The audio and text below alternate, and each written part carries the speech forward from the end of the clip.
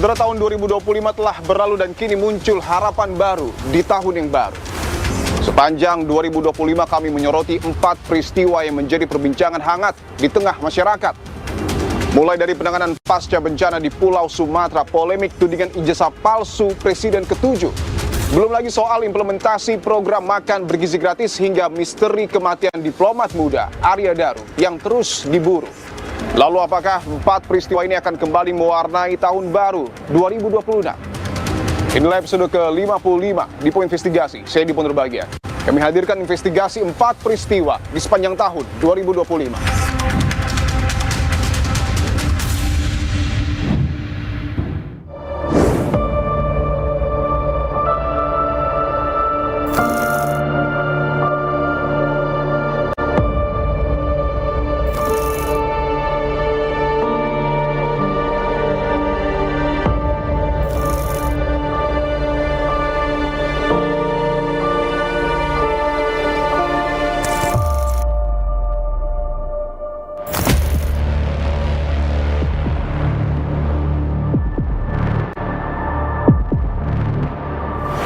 Perlu bantuan, Pak? Udah, Pak. Oke. Saya tunjukkan ya, saudara, ini kondisi Pak Yus yang harus berjalan setiap hari mencari bantuan. Seringkali sudah jauh-jauh keluar, pulang tidak membawa apa-apa, hanya membawa lelah dan keringat mungkin. Tanggal 27, kalau nggak salah air yang langsung naik. Ini kalau datang, kalau dibilang 100%, kota Lintang bawah ini hangus semua.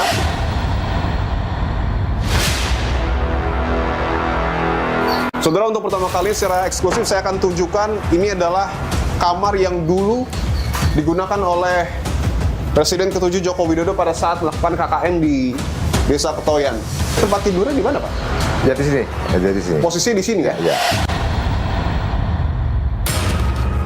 Ini ijazahnya Bung Hatta. Ini kan bangga banget kita.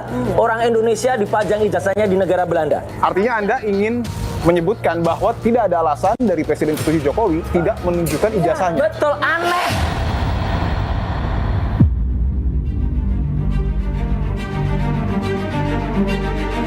Ini beberapa peralatan yang secara kasat mata tidak terlalu bersih. Bahkan di sini ada karat-karat. Ini salah satu alat memasak. Kondisinya banyak noda hitam di dalam. Tapi setelah makan ada perubahan kondisi. Sore katanya cina mual. Apakah merasa mungkin sedikit khawatir, trauma? Kata anaknya trauma cina kalau nanti cina dikasih lagi makanan saya gak mau makan. Adanya ngomong gitu? Iya.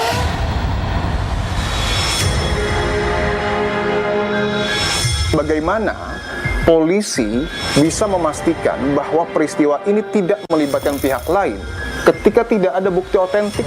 Cuma satu DNA saja yang ada di dalam ruangan kamar ini, yaitu milik saudara ADP. Saya akan coba buktikan, saudara, apakah betul ada kemungkinan orang keluar dari jendela. Saya akan coba, saudara, apakah sulit atau tidak.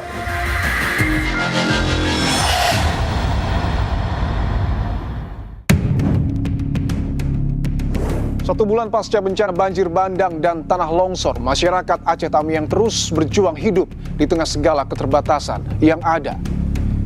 Meski pemulihan pasca bencana terus dilakukan oleh pemerintah, namun ada satu tantangan nyata yang harus dihadapi, yakni menyediakan tempat tinggal yang layak bagi masyarakat.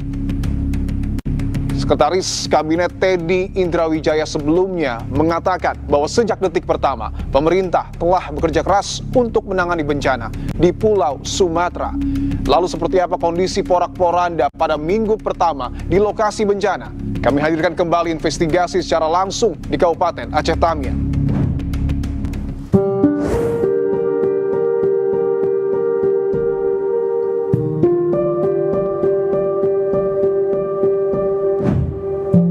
Saudara, saya menginjakan kaki di Pulau Sumatera. Saya akan coba memotret seperti apa kondisi di Provinsi Aceh yang porak-poranda. Gimana kabar, Pak? Sehat, Pak? Alhamdulillah, sehat. Bapak rumahnya yang mana, Pak? Ini rumahnya. Terendam, Pak? Terendam lah, airnya kan dari situ. Terendam itu air sampai atas, Seng. Ibu rumahnya yang Ibu rumahnya ini nih. ini. Pak. Oh, ini ibu sama bapak. Ya. Baik. Kami nggak bisa menyelamatkan apapun, tapi cuma nyawa yang kami bawa sama baju di badan. Kami bertahan di atas sana, di atas sek. Terus kami lari ke sana karena air terlalu tinggi. Kami lari ke kecamatan. Ini rumahnya bahkan pindah ke tengah jalan. Dan Karena bergeser akibat banjir bandang. iya. Oke. Saya izin lihat rumahnya dulu ya, Bu ya. Ya boleh, silakan. Di sini, Pak. Saya tunjukkan saudara, ini rumah yang bisa dilihat ya bagian dalamnya. Ini rumah yang biasa ditempati warga dan berpindah ke tengah jalan akibat banjir bandang yang terjadi. Oke.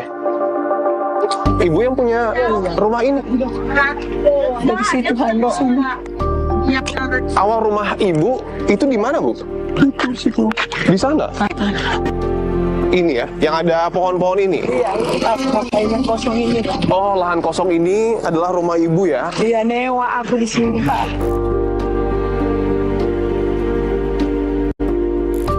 Saya akan coba naik, saudara, untuk melihat kondisi nenek. Boleh naik. Assalamualaikum, Bu. Waalaikumsalam. Setelah bencana ibu tinggal di sini. Iya. Ini naik loteng itu. Ibu naik ke loteng. Tapi ibu naik turun rumah Ini kan panggung ini naik lewat sini, Bu, lewat tangga ini. Berarti Kami tolak gini. Oh, ibu bawa. Iya, kalau nggak bisa. Kami tolak gini, kami naikkan. Makanan, minuman, Bu, air bersih mungkin cukup. Ini air apa, Bu? ini air sumur. Boleh saya lihat, Bu? Saya lihat ya. Air sumur. Maaf ya. Ini Kayak mana? dipakai buat apa, Bu? Untuk cuci muka, terus ketirin, kadang-kadang diminum lagi. Ini diminum juga, Bu? Ya itu kami rambut Pak, rambut bulu itu. Beras nggak ada. Kenapa lagi kasih orang botak kemarin ya? Ini saya lihat ya, Bu ya.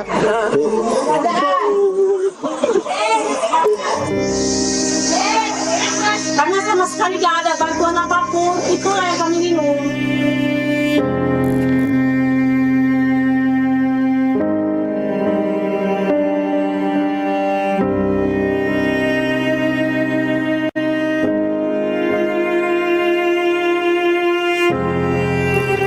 Bapak izin boleh ngobrol sebentar, Pak? Bapak membawa beras ini dari mana, Pak? Saya dari atas titik tadi, Pak. Ada orang yang ngasih, Pak. Ada yang ngasih? Ada yang ngasih, Pak. Bapak jalan sendiri? Jalan sendiri, Pak. Mohon maaf ya, Pak ya. Iya, Pak. Dengan kondisi seperti ini, Pak. Iya, Pak. Rumah Bapak Hilang, Pak. Hanyut. hilang. Titiknya di mana, Pak? Saya paling ujung, Pak. Paling ujung. Ini Bapak mau kemana? Saya balik ke sana, Pak. Boleh saya ikut mungkin, Pak? Bapak mau balik sekarang atau nanti? Sekarang, Pak. Boleh saya ikut? Boleh. Oke. Dengan kondisi seperti ini, Bapak biasanya jalan kaki berapa jauh? Kalau sini, Pak, sekitar 1 kilo ada, Pak.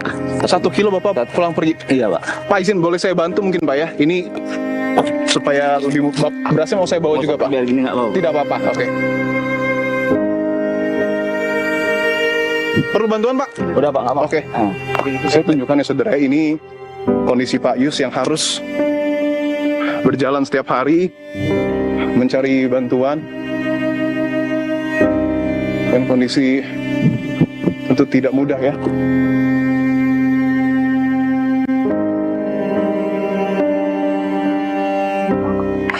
Oke. Hati-hati ya, Pak ya. Iya, Pak.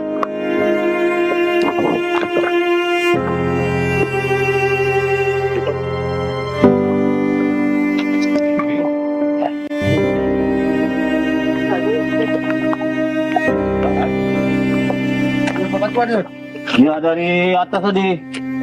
Di daerah KP gua ada mobil tadi. Hati-hati, Pak. Ini ada satu pohon besar yang tumbang akibat banjir bandang. Di sana, Pak, kami kan lebih banyak, Pak. Di dalam masih lebih banyak. Lebih banyak lagi, Pak. Oke. Pak. Dan ini memang tidak dekat ya, Pak ya. Sudah jalannya hancur, lokasinya juga jauh. Oke. Hati-hati ya, Pak ya.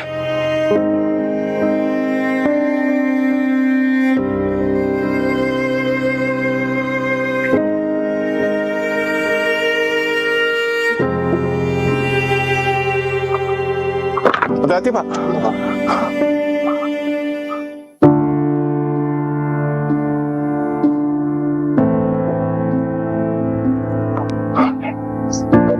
Dari situ lah Pak, selama nih.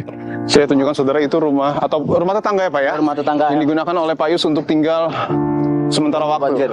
Oke. Dari banjir besar tuh. Rumah Bapak di belakang ya? Di belakang sana Pak. Oke. Nggak bisa kita lalui Pak. Nggak bisa ya? Nggak bisa Pak.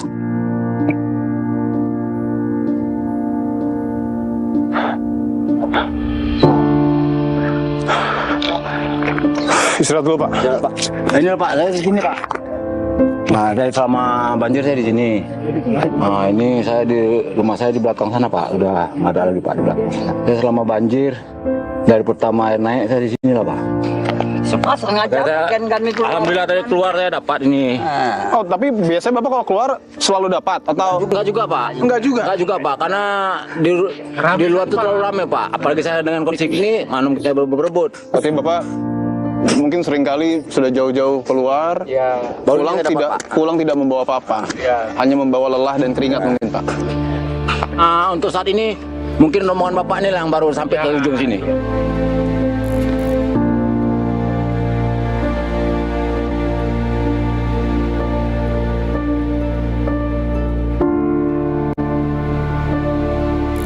Gambar yang Anda lihat adalah tumpukan kayu saudara yang ada di mungkin pesisir ataupun bantaran Sungai Tamiang yang terbawa oleh banjir bandang dan kan banyak sekali menghancurkan rumah warga. Itu juga ada anak-anak ya, ada anak-anak bermain di sini. Nggak pakai sendal deh? Nggak. Oke, hati-hati ya. Tunjukin jalan nak. Rumahnya di mana? Nah, hancur orang itu. Hancur rumah? Hancur semua rumah. Oh, keluarga orang ini habis. Sudah makan belum? Belum.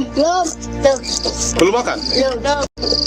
Kan kami ada keluarga nenek, itu ada anak bayi. Kami yang besar-besar kami tahan makan. Kami nyelobatin anak-anak kecil. Tidak ada makan, kalau air minum air banjir kami minum, kami rebus om. Makan, karena nggak ada air bersih. Nggak ada apa-apa, nggak ada akses untuk kami ke sana aja. Bisa sampai, kalau kami lapar nggak apa-apa om, yang penting anak-anak kecil ini. Karena kami dari pertama banjir, kalau dibilang kenapa kami nggak ngungsi, karena kami dihantam air. Tanggal 27, kalau nggak salah air yang langsung naik. Ini malah datang, malam Jumat ada orang ngomong, tolong kami lapar setiap hari om. Tolong kami lapar, tolong ada orang sakit, kami nggak bisa tolong. Kami bertahan di situ semuanya, keluarga-keluarga. Ada suara itu ya? Suara itu setiap hari sampai kami teriak om. Semua ini jadi saksi kami. Nggak bisa ngomong apa-apa kami. Kalau dibilang trauma kali. Dengan air kami trauma karena ini memang kami anak kecil dihantam dengan bala. Kami hanya baju di badan ini. Dan pertama baju di badan semua. Kalau dibilang 100% kota Lintang bawah ini hangus semua. Nggak ada tersisa.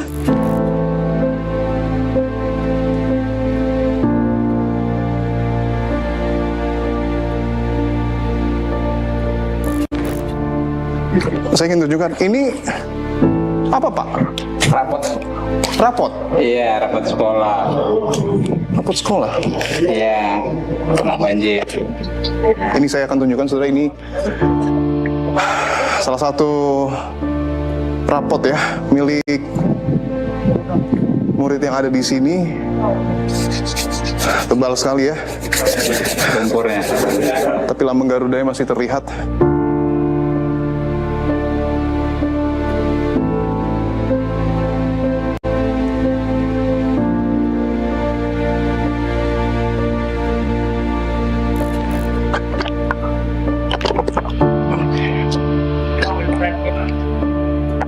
Ini bisa dilihat ya, tumpukan kayunya sangat banyak dan tidak hanya lumpur yang menyulitkan untuk melihat pondok pesantren ini, tapi juga kayu ini tentu menjadi tantangan yang sangat besar, tidak hanya untuk dibersihkan tapi juga untuk akses dari pihak-pihak yang ingin mungkin saja mengambil barang-barang mereka.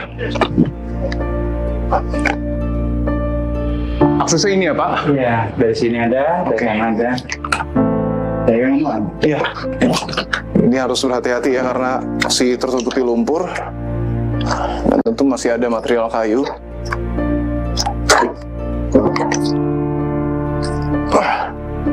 Oke, dari ini adalah lantai 2 dari pondok pesantren Darul Muhlisin yang bahkan juga masih tertutupi lumpur. Bekasnya, Pak. Oh, tinggi sekali ya. Lantai 2, bisa lihat. Bahkan sebagian kepala saya, bagian hidung.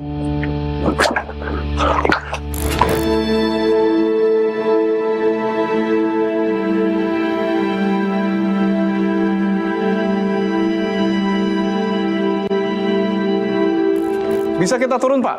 Udah, tapi kayak mendaki gunung. Kayak mendaki gunung? Nah, ini turunnya. Oke, saya akan coba ya saudara ya. Tentu harus tetap berhati-hati karena ini cukup berbahaya, Pak ya. Iya. Tangganya tidak terlihat sama sekali, Pak. Enggak. Oh. Ini turun tangga menuju Masjid Darul Muhlisin, tapi seperti turun gunung ya, Pak. Saya akan coba ya. Oh, ini harus sangat berhati-hati karena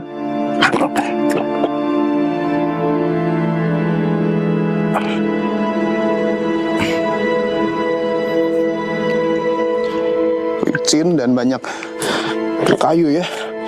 Betul-betul seperti menuruni gunung, Pak. Tapi ini menuruni tangga dengan gelondongan kayu.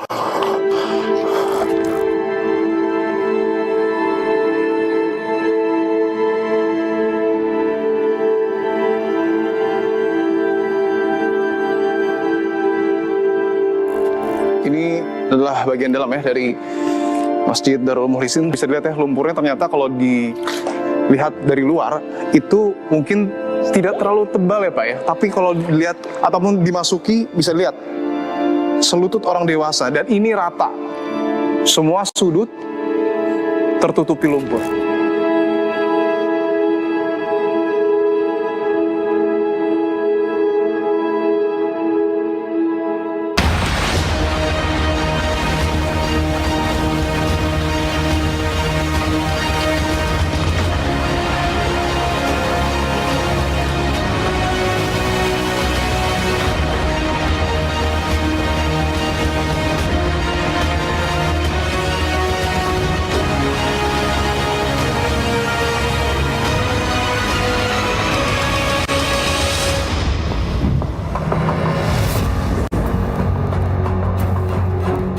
Saudara, untuk pertama kali secara eksklusif saya akan tunjukkan ini adalah kamar yang dulu digunakan oleh Presiden ke-7 Joko Widodo pada saat melakukan KKN di Desa Petoyan. Artinya Anda ingin menyebutkan bahwa tidak ada alasan dari Presiden ke-7 Jokowi tidak menunjukkan ijazahnya. Betul, aneh, sangat aneh.